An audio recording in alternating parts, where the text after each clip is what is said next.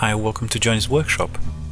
Today we'll be looking into this Bugatti Type 59 made by Le Mans Miniature. This model was a returned item from my local hobby shop. It had a few bits in need of attention, such as one of the front suspension, which was broken and loose in the box, along with other photo etch details. This was probably a result of handling whilst trying to remove the car from tray. Also the screws were bent, which didn't help.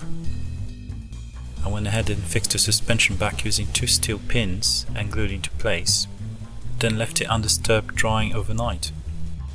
There was also an issue with both front wheels not spinning properly. The brakes were a bit too tight against the hubs and won't allow enough movement. I've cleared some space by pushing the brakes further in, away from the hubs. To do that, you simply file the brakes in that recess area, outside and inside on an angle. The E-clips won't spin with the axle, but instead the axle will spin inside the E-clip, as there is not enough clearance for the E-clip to revolve along with the axle. This car is very delicate.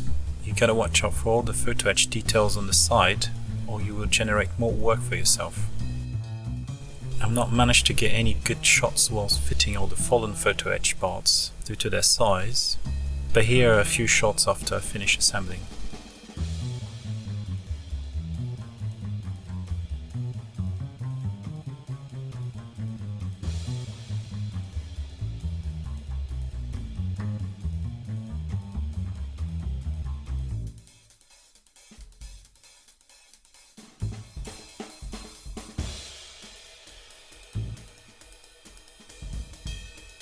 It was a nice little project, but it's not really a car for me.